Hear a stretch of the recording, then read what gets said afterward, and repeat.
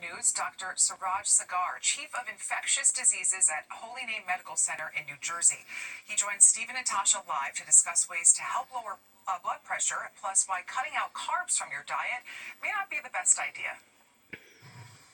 In Fox 5 Health News, nearly half of all Americans have hypertension, and experts say most people don't do anything about it. All right, joining us now, Dr. Suraj Sagar, Chief of Infectious Diseases at Holy Name. Doctor, thanks for being here with us.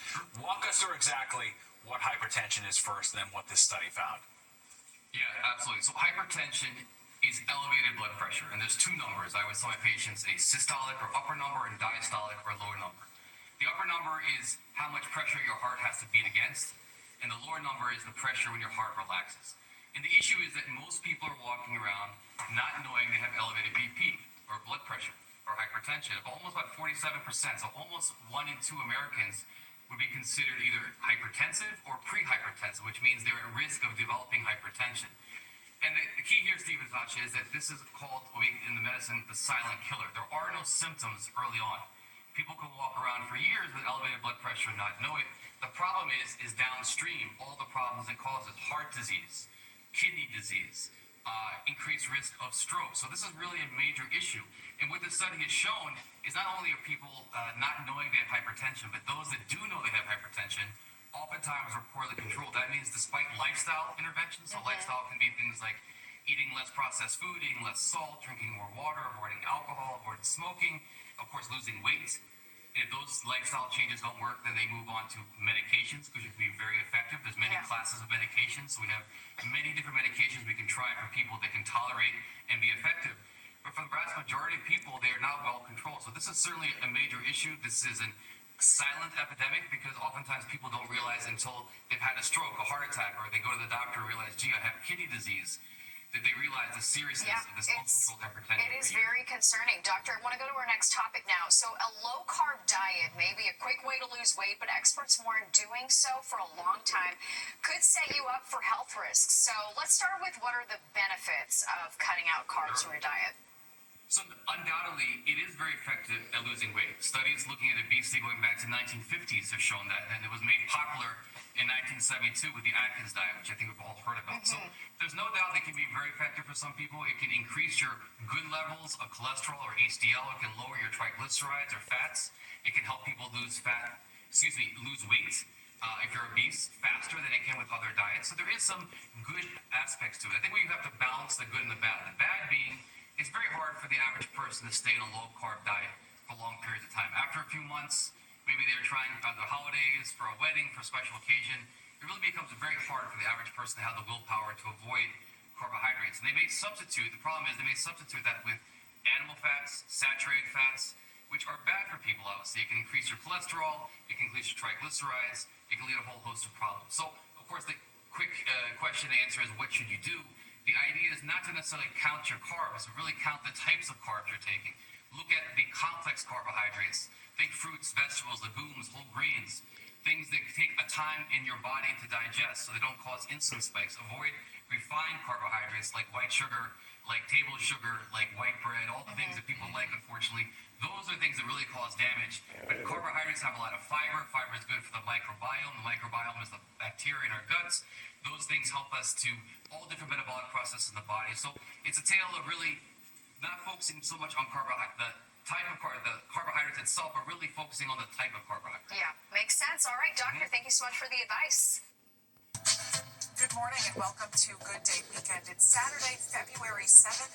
I'm Michelle Ross in the Fox 5 newsroom. Thank you for joining us live on the Fox local app. Fox 5 is on weather alert. A dangerous blast of Arctic air is moving into the tri-state area this weekend, bringing snow showers this morning, followed by the coldest temperatures of the season. We begin with a live look outside as wind chills plummet to 10 below and reach up to 50 miles per hour. You may have seen some snow early this morning, but the bigger concern is the drop in temperatures. Prolonged period of extreme cold is posing a severe risk. It's prompting the city to take additional steps to get homeless individuals off the street. The mayor laying out the plan which includes adding hotel shelter rooms, expanding warming centers and vehicles, opening public schools to serve as warming sites, and offering warming facilities at CUNY and Northwell Health. While city government is doing everything in our power to offer warm spaces, shelter, and protection, I am echoing my call to our fellow New Yorkers. We must all do our part to ensure that we keep everyone safe over the next few days to come.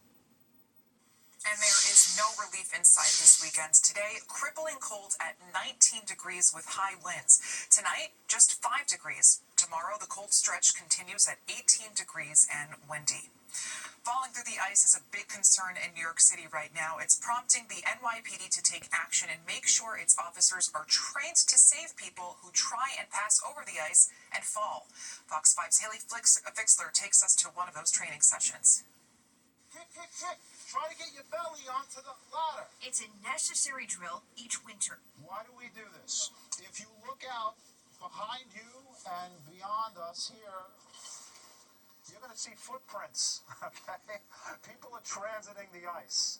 I think there's even a video out there of some people ice skating recently. NYPD's scuba and harbor units teach patrol officers from different precincts what to do should someone fall through the ice in Central Park while waiting for the specialized units to get to them. The most dangerous part of the season is approaching. It's not here yet.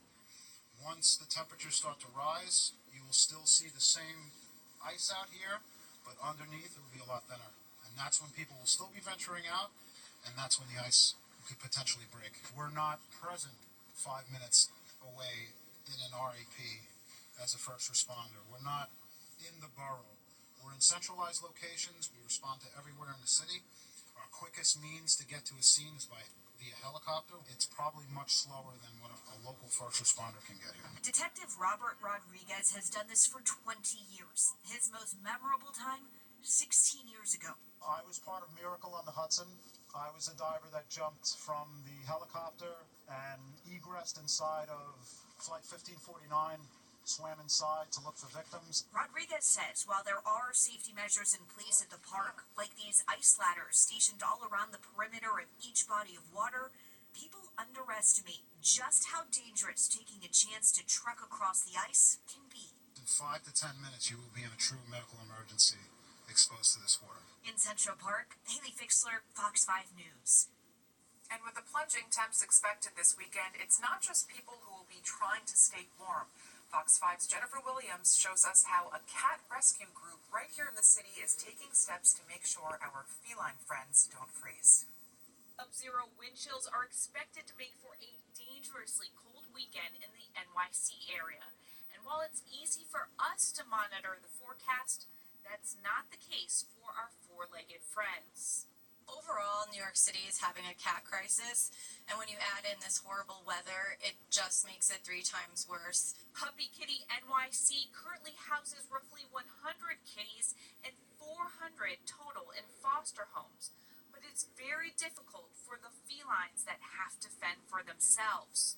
It's extremely difficult for them to find warmth, food, like all the wet food freezes, the water freezes, and they really can't go out without food and water, and these vulnerable animals, sick, young, kittens, the weather is much, much harder on them.